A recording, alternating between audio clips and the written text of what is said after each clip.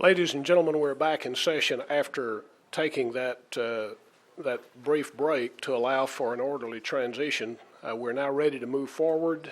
First item on the agenda is announcements and events. It's been a while since we have been in a position to make any announcements. Our city manager, Tom Muir, will lead this portion of our agenda tonight. Thank you, Mayor. We'll start off with Jerry McIntyre, our fire chief. Mayor and council, citizens, I come bearing good news tonight times two. And the first off is we'd like to invite everyone to our grand opening of the new Central Fire Station located at 5525 Broadway Avenue. We're going to do the official dedication ceremonies from 11 a.m. to 12 p.m. But we're going to be open from 10 a.m. to 1 p.m. to do tours and carry folks around and let them see what you've done with your tax dollars. So it's a very impressive station. We're excited about it and we're ready to show it off. So we'd like for everyone to come out and join us. What date? June 5th, Saturday, June 5th. Yeah, you can see it on our website too if you take a look there. And the time of day, did you say that a moment ago? Yeah. You can show up at 10 and stay till 1 if you'd like, but Okay. the official dedication ceremony will occur between 11 and 12 p.m. Thank you. The other good news I have is that we were notified today from the U.S. Department of Homeland Security Office for Domestic Preparedness Grant. It's also administered through the Texas Engineering Extension Service that Haltom City was awarded $111,184 for this year's grant funding to help us prepare for domestic preparedness and emergency services. So it's another good drop in the bucket for us this year.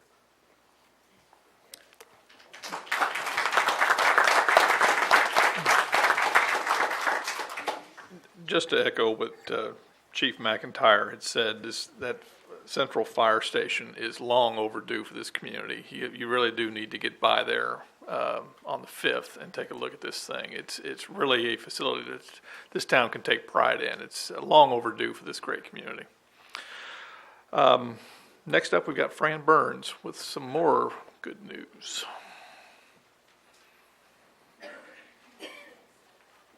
Sir, before I make my announcement, I'm going to invite one of my board members, Cece Oaks, to come up and talk about a program coming up.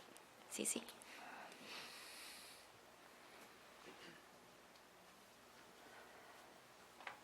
Good evening. Keep Haltom City Beautiful will host a special program about Adopt-A-Spot. It will take place on Tuesday, June 8th at the new Central Fire Station at 5525 Broadway Avenue. The program will begin at 7 p.m. and will give beautification board members a chance to personally thank Adopt-A-Spot volunteers while we welcome new volunteers into the program. The meeting is open to the public and will feature a talk by Master Gardener and Master Naturalist Ginger Bowden. Her presentation will be on gardening using native Texas and adapted plants. There is no charge to attend. Come and learn about xeriscaping as we recognize our volunteers. Adopt-A-Spot is one of the first programs established by the Beautification Board when it was founded nearly 20 years ago. Adopt-A-Spot gives private citizens an opportunity to take care of public property in a very personal way. Thank you. Thank you, Cece. As our board has been working we're going to be 20 years old next month, and we're just so excited about. Ben, what are you doing here? You're going to Austin? How come? You what? We won Keep Texas Beautiful? What does that mean? Lots of money, $95,000 in landscaping grants from Keep Texas Beautiful.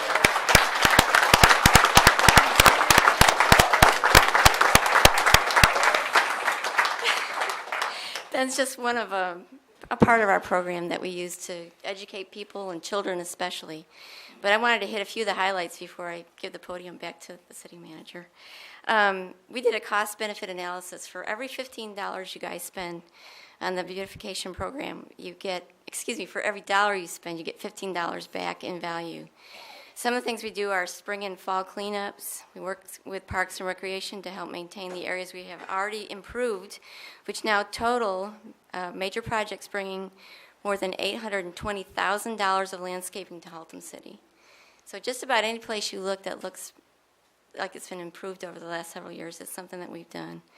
We work with other city departments in order to host programs such as Dumpster Day, which gives residents the opportunity to clean up their own properties.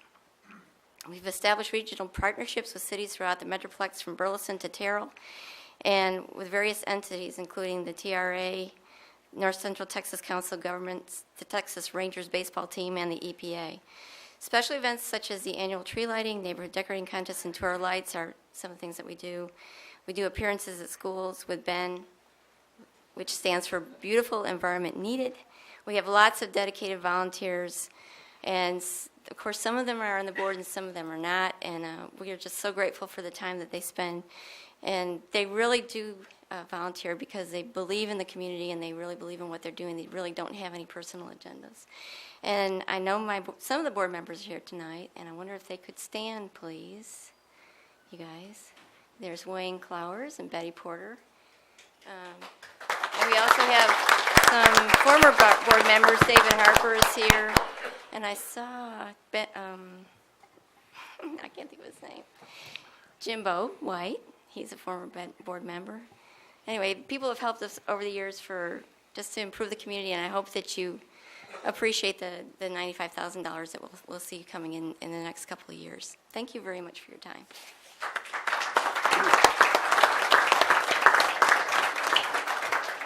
I don't know if y'all noticed it or not, but the city manager smiled when they were talking about free money from these grants. Hey, if We that appreciate if that bear keeps bringing money, I'll hire him. Huh? You don't turn that away. Ken Burton, our police chief, has got some more good news. Wish I didn't have to follow the bear. Thank you. You don't have a tiger or a lion or anything over there? I don't have any entertainment. Mayor and council members, just wanted to make you aware, I attended a news conference this morning held by Representative Kay Granger at the Tarrant County Sheriff's Office. And at that session, she mentioned a $500,000 grant that is going to be administered through the Tarrant County District Attorney's Office, and what it's going to provide the city of Haltom City and many other cities in Tarrant County, I think 5 of us, Haltom City, Crowley, North Richland Hills, White Settlement, and Fort Worth, will be receiving live scan fingerprint machines. And so you'll know what that means. What we were doing previously is we were fingerprinting people by hand. We would send those fingerprints into the APHIS system, and we'd compare those prints, sometimes taking weeks to find out that a suspect was involved in an offense in our city that was already known to law enforcement officials. With the live scan instrument, we can actually get that verification in a matter of minutes. So it's a very, very nice gift. Representative Granger is very happy, wanted me to pass along the sentiments. She was very happy she could provide us this equipment, and it will help law enforcement efforts in the city of Haltom City and the other cities that I mentioned. Thank you. Thank you.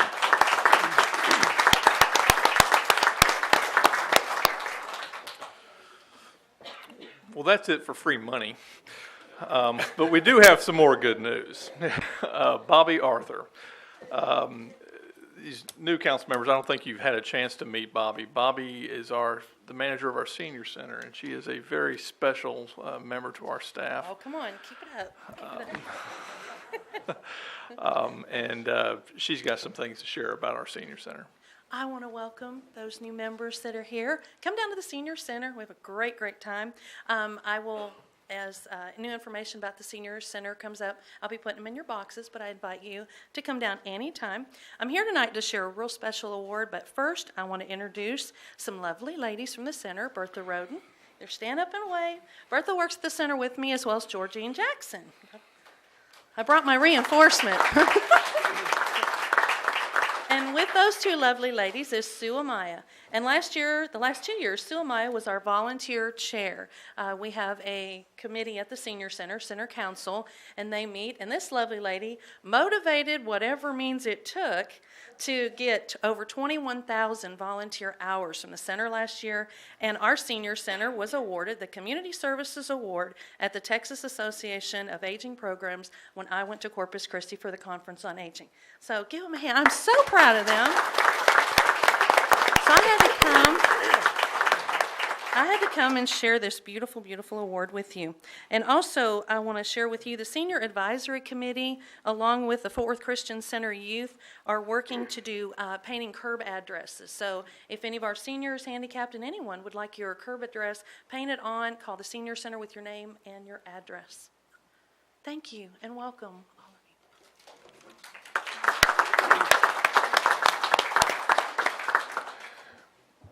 Any more good news, Mr. Muir? Can you guys stand anymore?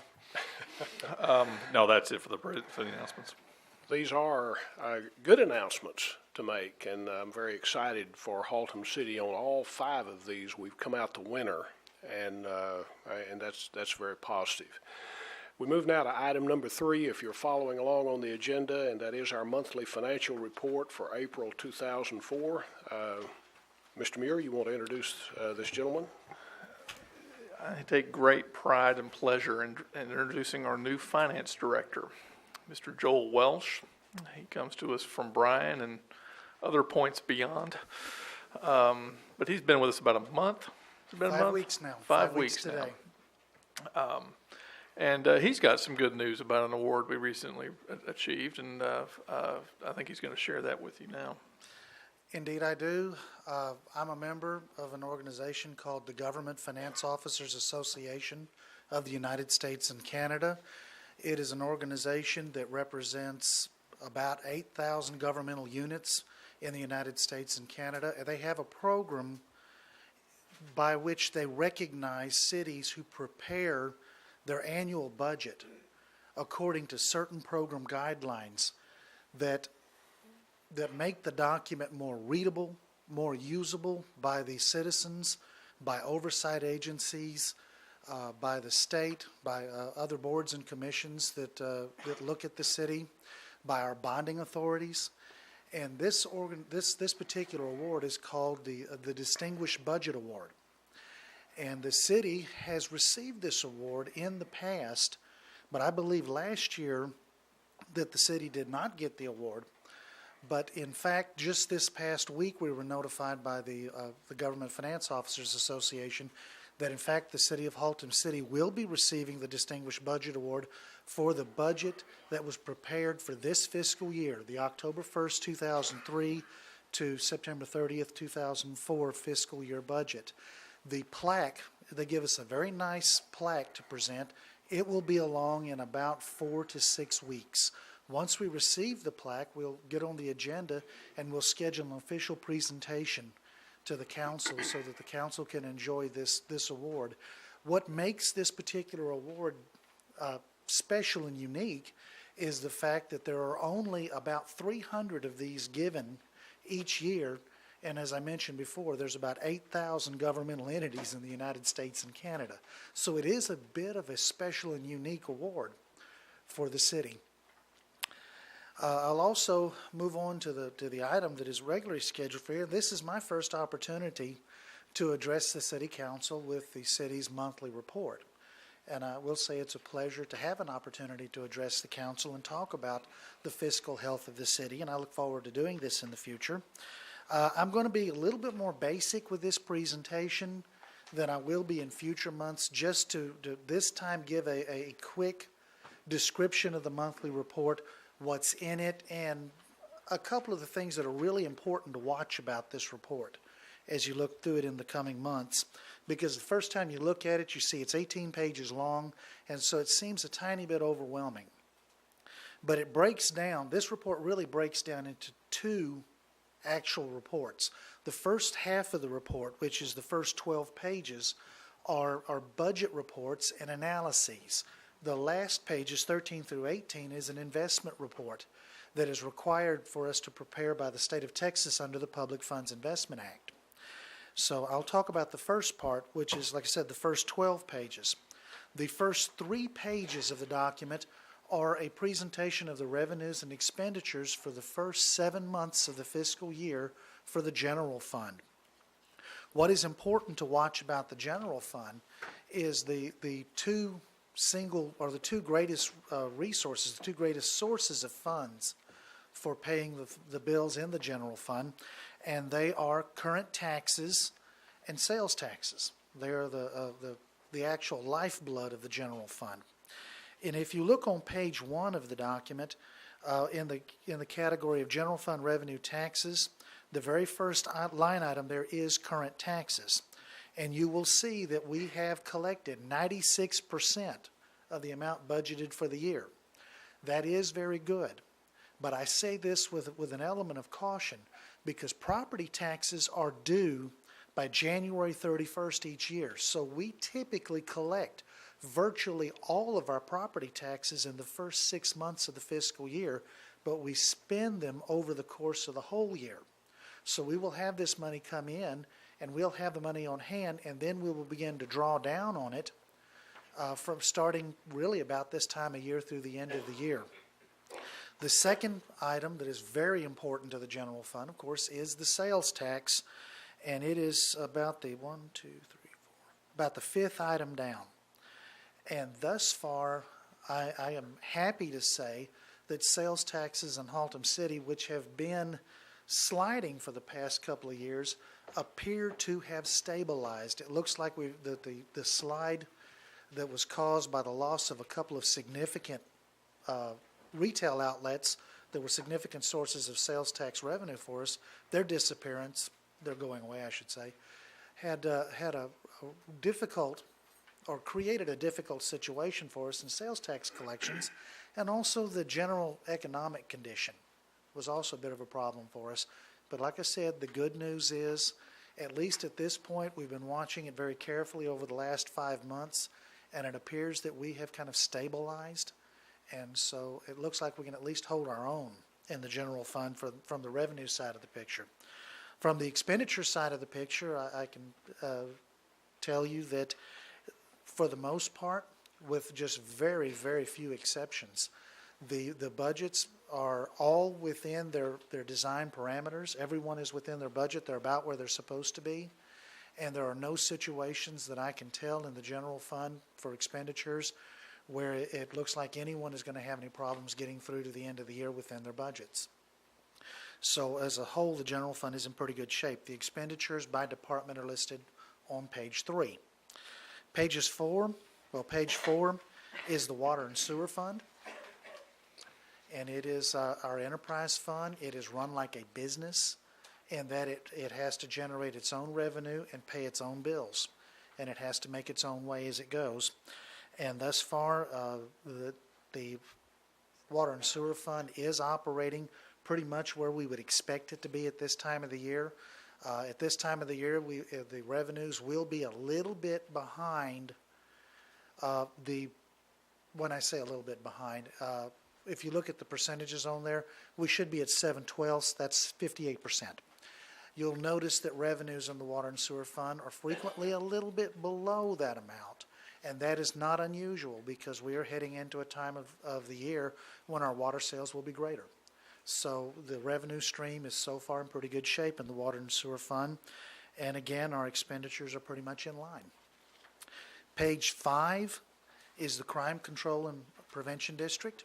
That is the crime district that is funded with an optional sales tax. Page 6 is the Economic Development Corporation, which is also funded primarily with an optional sales tax that's been adopted. Page 7 is a collection of special revenue funds and capital projects funds. Special revenue funds are funds that come in to be spent for a specific purpose, and that is either governed by state law or it is governed by council action. In the capital projects funds, these are funds that were borrowed. These are our certificates of obligation and general obligation bond funds, and this is pretty much the status of these funds. There is one exception. The Street Reconstruction Fund has a sales tax funded support as well. In the future, I do intend to probably expand a bit upon some of the funds on this page to provide a little bit more information. This is a little consolidated for my taste. Pages 8 through 12 are graphic presentations of our sales tax. Page 8 is all of the sales taxes combined. The graph on top allows you to look at the collections by month compared to the same month of previous years. So it provides you kind of a feel with how things are going overall. Page 9 is the general fund portion. Page 10 is the street maintenance one, the one I was talking about with Fund 11. Then the crime district is on page 11, and the economic development district is on page 12. So you can look at those. There's history there and some forecasts for how we believe it's going to turn out. And then pages 13 through 18, as I mentioned, is the monthly investment report, and it does look different even for the council members who have been here a while. When I came, I changed the format a little bit to provide a little more information about what the city invests in. I thought it was very important that you could see what types of investments. The best pages to look at least initially from the beginning, are pages 16, pages 17, and page 18. Page 16 gives you a roster of all of the investments that we have. Page 17 breaks our investment portfolio into 3 basic types of funds. Operating funds, these are the funds that we use to pay bills. Bond funds, these are the funds this is basically the borrowed money for specific capital projects. And then restricted funds, which are funds set aside for specific purposes and can only be used for those purposes. And then on page 18, there is just a little graph that kind of breaks, or a little pie chart that breaks our investments into the component pieces. Are there any questions? Members of the council, any questions for Mr. Welch? Mr. Muir, any further comments from you? Thank you, Mr. Welch. It's very important that this council and this city continue to be informed regarding the financial status of our city, and these kind of reports are vital to that information flow. We do need a motion. We do need to take action on accepting the monthly financial report. Councilmember Sutton. Thank you, Mayor. I move that we approve the financial report. Councilmember Branson. Second. Have a motion, a second. Any discussion on the motion? If you will, register your vote. And it passes by unanimous vote. Item number 4, Capital Improvement Status Report. Mr. Muir. Thank you, Mayor. One thing Mr. Welch didn't mention, but let me take a moment to mention with his report as well as mine here, they're both available on our website in their entirety for those that do want to see them for themselves. I'm going to be giving the highlights over some things that have changed since the last time I gave this presentation. As far as the streets, some of the street projects we've got 2 currently under construction, a third one in the works, in the planning stages. Right now, Mona, which is going west of Haltom Road, the project's about 40% complete. Street paving is about to commence in a couple of weeks, but it's still on schedule, anticipated to finish in August of 2004. Gage Street, which was on the agenda before the council hiatus. I don't know how to call that. That was something that we were looking to have awarded. The county, we've worked something out with the county to where they're going to proceed with that project. The construction's currently going to be underway. They've just got through staking it, and they're going to be moving dirt here very soon. Again, that construction is also scheduled for August of 2004. A project that is currently out to bid is Garland Street. It's mainly in a business district, and it's going to be a full street reconstruction with corresponding utility infrastructure, which includes the concrete paving, water lines, sewer lines, storm drain, those types of things. The budgeted amount for that project is about $350,000. I'm going to jump all the way ahead to our building projects. The Municipal Service Center is a three-phase project, of which we finished one phase, and we're about to finish phase two. Phase one was the administration building for public works and parks and engineering. We're in that. Phase two is the construction of the Fleet Services Center. That building is still progressing. We'll be moving into it probably the next few weeks. Hopefully by next month when I give you this report, we'll be in that building. As soon as we're in that building, we'll be doing asbestos abatement in the existing Fleet Services Center. And then once that's abated, then we'll demolish it and construct a storage facility for some of our equipment. That project is about $3.1 million. We've spent about $2.1 on it so far. The rec center. I know, I hear the groans.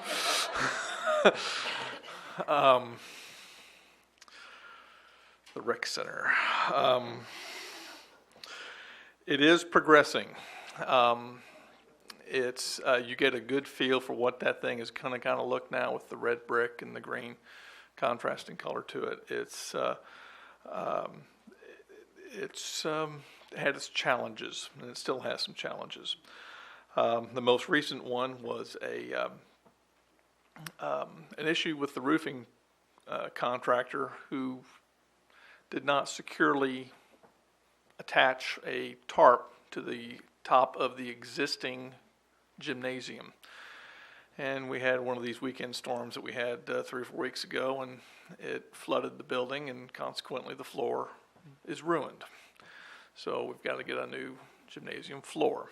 But I've been working with the contractor and the subcontractors and the insurance companies, and we're tracking that speedily to get that corrected and installed to where we're not having any other delay with the project that we've already currently have had. I'm hoping that we can get that replaced within the scope of the construction project as it is.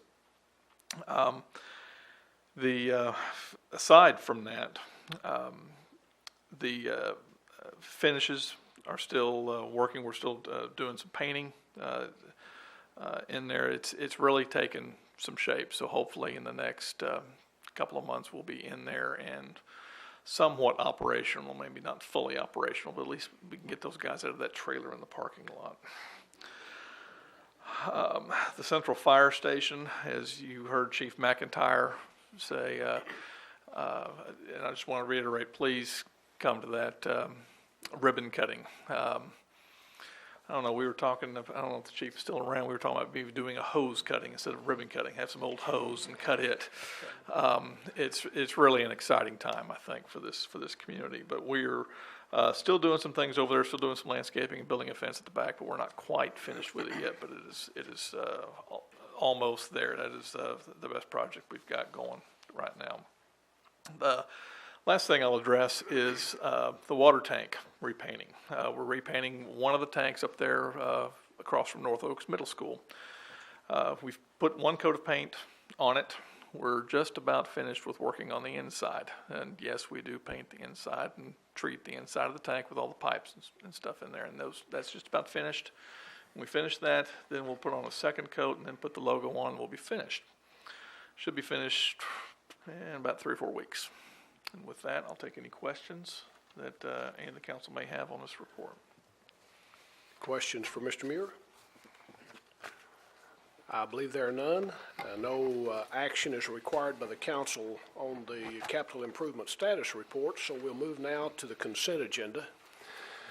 If you're following along with an agenda that consists of items number 5 through 12 on the agenda, And these items are considered to be self-explanatory and will be enacted by the council with one motion. Approval of this consent agenda authorizes the city manager to implement each of these items in accordance with staff or board recommendations. I'm ready at this time to receive a motion regarding the consent agenda. Councilmember Reese? I would like to make a motion to approve the consent agenda as read. We have a motion to approve. Councilmember Holcomb. It's a second. Have a motion, a second. Councilmember Hutchison. Any discussion on the motion before us regarding the consent agenda? There being none, if you'll cast your vote, I will display it, and that carries by unanimous vote. Item number 13 on the agenda is a public hearing and the first reading of an ordinance regarding our curfew ordinance, and I will yield to City Manager Tom Muir to introduce this item. Thank you, Mayor. The curfew ordinance by statute is required to be reviewed and renewed every 3 years. The curfew ordinance technically expired on October 27th of 2003. We just found this out by happen chance a couple of months ago. So obviously this is the first chance we've had to be able to address it. We couldn't address it without a council. So this is the first meeting that we've got to address it. It's essentially the same ordinance that has been operated, we've been operating on. The police chief, Ken Burton, is present to address any of the issues and concerns. Maybe not. There he is.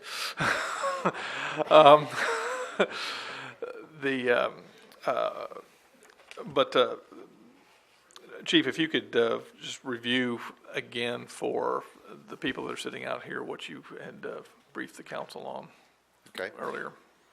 I have recommended one substantive change to the ordinance, and that is the dealing with when children are on their own school campus. I would prefer that we don't enforce a curfew ordinance. That's been used in the past, and I don't think that was the spirit of the law. I think the spirit of the law is to keep kids in school, but let the school rules and the school regulations govern whether they're in class or not. So I think it's been misused in the past. So I'm recommending that change. Other than that, the ordinance is the same as it's written, and that's the only change I've recommended. It does cover nighttime hours, approximately 11 p.m. to 6 a.m., I believe. And then again, during daytime hours during the school year, it requires kids to be either at home or in school. And that's basically it. Members of the council, before I open this public hearing to the audience, any questions or comments for Chief Burton regarding the curfew ordinance? Okay, there being none, thank you, Chief. I will open the public hearing at this time to give any person in the audience or any individuals in the audience an opportunity to speak regarding the curfew ordinance. Do we have anyone who wishes to speak either for or against the curfew ordinance? Okay, there being none, I'll close the public hearing at this time, and we will move at this time to approval of the first reading of this ordinance. I'm in line for a motion. Actually, Mayor, we've got no action to take tonight. We're going to have another public hearing before we take any action. Okay. So the public hearing and the first reading of the ordinance, there's no action required on a first reading of an ordinance, the way it's posted. Well, the way it's posted, we need to have two public hearings before we take action on the ordinance. And the public hearing, the second public hearing is scheduled for? June 14th. June 14th. Now, is that the first reading of the ordinance, or will we have to read first it? reading of the Then we'll ordinance. have to have it again on the 28th. That's correct. To have the second reading of the That's ordinance. Okay. Okay, so we're not really having the first reading of an ordinance tonight? That's correct. Just a public hearing? Just a only. public hearing. Okay. With that correction in place then, no action being taken regarding the public hearing, we move forward now to the Visitors Citizens Forum. Councilmember Hutchison, you had your light is on.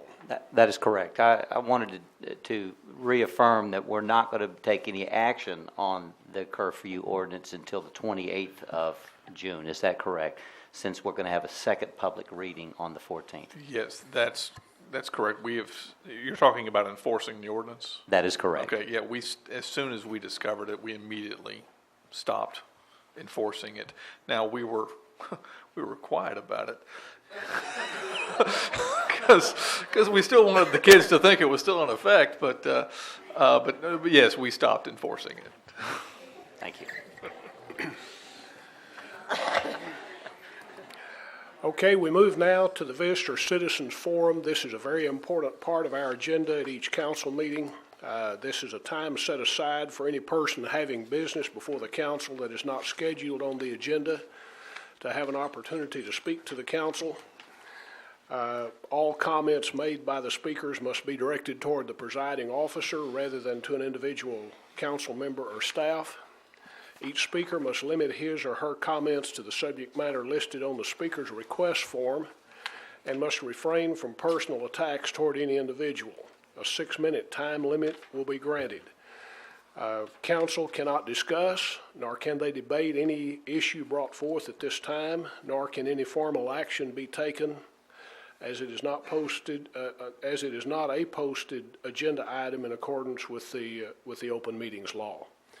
We have one appearance before the council request made tonight, Mr. Trey Fowler. If you would come forward at this time, give us your name again and address for the record, and you wish to speak on the subject of the senior tax exemption. Thank you, Mr. Mayor, and I'd like to Excuse me, is this the exemption or the freeze? The freeze. Freeze, I'm sorry. got Did I write exemption on there? I'm sorry. Freeze. The freeze, yes, senior tax freeze. Yes, I'm sorry. It was my understanding or my assumption that that was going to be on the agenda for tonight's meeting. Is there a reason that it was moved, and can y'all provide us with when it would be voted on? And at the has it not been read once and then looked for a second reading? That is correct. It's been approved once, it's ready for a second reading. I made a decision not to present it to this council for their very first meeting. I'll be presenting some updated financial information to this body in the future, and then it'll be up to them to place it on the agenda. Is there any idea when it may be? And understand after receiving, tax valuations for this year and the escalation in those, I know it's going to be difficult for the seniors as it is already. Right. It had been passed by the previous council, and I just trying to get an idea of when y'all are going to bring that forward. I don't know. It will not be at the next meeting. I know that. But after that, I don't know. Okay. And this is kind of going right against what he was just talking about, interacting with the citizens. But that's to answer your question. There's no timetable on it. So how would we get? And I understand there's citizens that are out there asking about this issue, and as some of the council members have stated, 92% of the voters in Texas voted for this to pass the senior tax freeze, and I'm just curious when we're going to bring that forward. Well, I don't understand. I'm trying to prepare as a property owner also. I pay well in excess of $20,000 in property taxes in Haltom City alone. So if it's going to affect me, I'd like to know right now so I can budget for next year and plan for that. I understand. I'm just talking about. I'm not wanting to go too far into something that's not posted on the agenda tonight. Okay. What the voters of Texas passed last year was not the tax freeze. What they passed was the opportunity to make a choice of having a tax freeze. But that allowed the council to make that choice, correct? Or the council or the citizens, depending on what happened. But is there a reason that it's being delayed? I mean, other than bringing the council up to speed on it? Basically, That's it. So Bringing the council up to speed on it. if you were best anticipation of when it would come before, No sooner than June 28th. no sooner than June 28th, so. After that, I don't know. Okay, would that be something you would place back on the agenda, or I would expect them to place it, one of them to place it one of the back on council agenda. members? Okay, thank you. I do think that the questions that have been raised are important questions, and they are relevant, and it's important that this council move forward in an expeditious manner regarding that.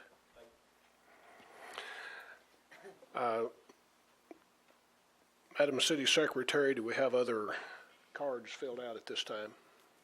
No, Mayor, there's no more. Okay. Thank you, Mr. Fowler. We move then to the boards and commissions. First of all, to the resignations. We have 4 resignations in the packet tonight. Bill Lanford resigning from the Planning and Zoning Commission, and Kim Reese resigning from the Parks and Rec Board. And the reasons on both of those is that they have been elected to public office and are need to resign, and others appointed to that position. To the Civil Service Commission, Rudy Herrera has moved outside the city. And on the Beautification Board, Don Weldon's work schedule has made it impossible for him to participate, and so he has tendered his letter of resignation from that board. So these are the 4 resignations that the council needs to ratify tonight, and I will accept a motion at this time to ratify all 4 of these resignations. Councilmember Holcomb and Councilmember Bransom following. I'll make a motion to accept the ratification as written on the resignation of the board members. Councilmember Bransom. Second. We have a motion and a second to ratify these 4 resignations. If you will register your vote. Okay. Okay, the city secretary has properly recorded that in our official minutes. We move now to item number 15, the appointment or reappointment to boards and commissions. I have one appointment to make tonight to the Civil Service Board, Mr. Jim Moore. We have his application in the packet. The reason I wanted to move quickly on that, there are only 3 members of the Civil Service Board. We need to have a full panel in place. We do have some issues that will be forthcoming pretty quickly on that commission. So, ladies and gentlemen of the council, I'm asking for your ratification of the appointment of Jim Moore to the Civil Service Commission.